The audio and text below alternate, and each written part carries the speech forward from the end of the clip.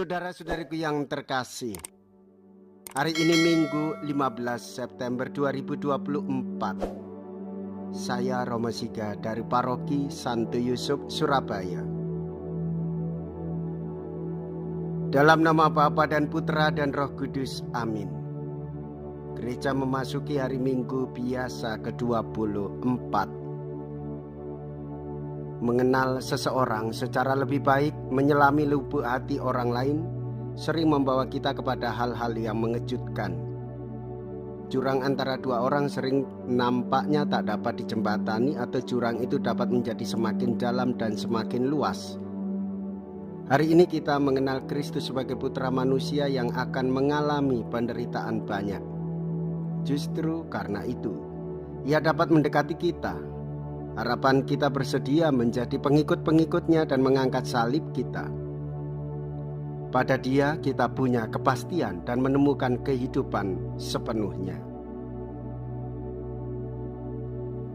Engkau adalah Mesias, anak manusia harus menanggung banyak penderitaan.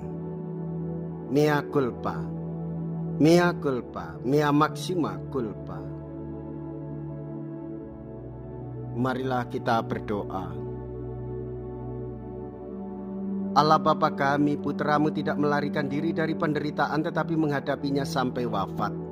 Kami mohon arahkanlah pandangan kami pada salibnya bila kami sendiri dirundung malang atau iba hati oleh penderitaan sesama. Perkenankanlah kami menempuh jalan Putramu, yaitu hidup dan mati bagi sesama, dan dengan demikian mengalami cinta kasih-Mu sepenuhnya. Dengan pengantaraan Yesus Kristus Putramu Tuhan kami, yang hidup dan berkuasa bersama dengan Dikau dalam persatuan Roh Kudus, Allah sepanjang segala masa. Amin.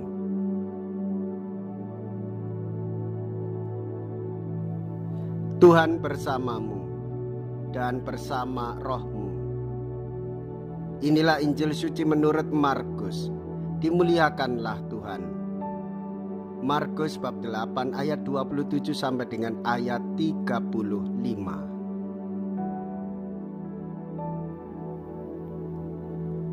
Pada suatu hari Yesus bersama murid-muridnya pergi ke kampung-kampung di sekitar Kaisaria Filipi. Di tengah jalan Yesus bertanya kepada murid-muridnya, "Kata orang, siapakah aku ini?" Para murid menjawab, "Ada yang mengatakan Yohanes Pembaptis, ada juga yang mengatakan Elia, ada pula yang mengatakan seorang dari para nabi."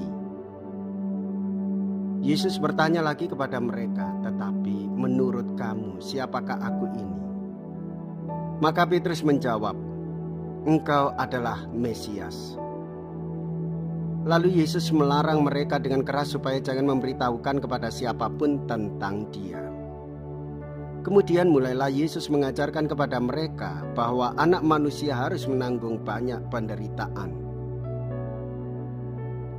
Ia akan ditolak oleh tua-tua, oleh imam-imam kepala dan ahli-ahli Taurat, lalu dibunuh dan bangkit sesudah 3 hari. Hal ini dikatakannya dengan terus terang.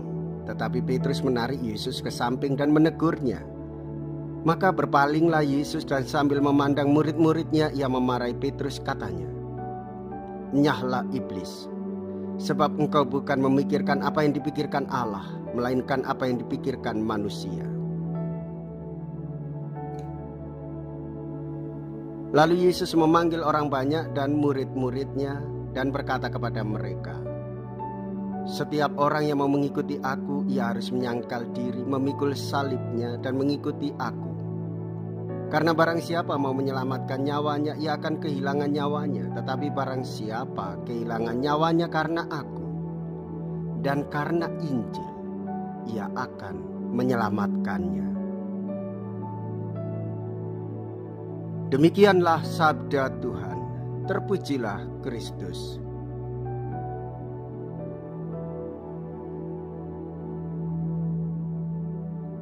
Saudara-saudariku yang terkasih, orang Katolik beriman kepada Kristus. Dalam sakramen menampakkan tanda kehadiran Kristus, dan Kristus menjadi sumber kekuatan hidup di dalam menjalani perjumpaan, pengenalan diri, dan juga sekaligus untuk mewujud nyatakan cinta kasih Kristus dalam kehidupan bersama. Beriman kepada Yesus berarti kita membuka diri kepada sabda Yesus. Tuhan Yesus bersabda bahwa setiap orang yang mau mengikuti Dia harus berani memanggul salibnya, berani menderita, berani mewartakan salib penebusan kepada semua orang.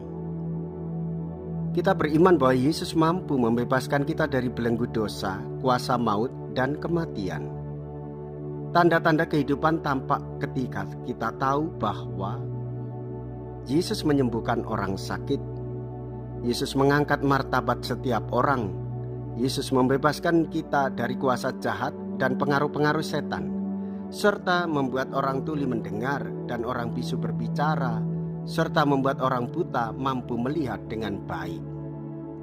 Maka kita sebagai orang Katolik beriman kepada Kristus dengan hati yang jernih, melihat kenyataan hidup dan membantu orang yang membutuhkan pertolongan. Saudara-saudari, sejauh mana pengenalan kita kepada Yesus Kristus? Jika kita mengenal Dia sebagai Mesias, maka hendaklah kita senantiasa hanya bergantung kepada Yesus Sang Juru Selamat kita, dan kita mewartakan Sang Juru Selamat bagi semua orang. Itulah tugas panggilan hidup kita. Sebagai orang Katolik dewasa dalam beriman berarti berani menanggung penderitaan. Jikalau kita berani hidup menderita dalam Yesus, maka kita pun akan dipermuliakan di dalam Kristus. Terpujilah nama Yesus, Bunda Maria dan Santo Yosef untuk selama-lamanya.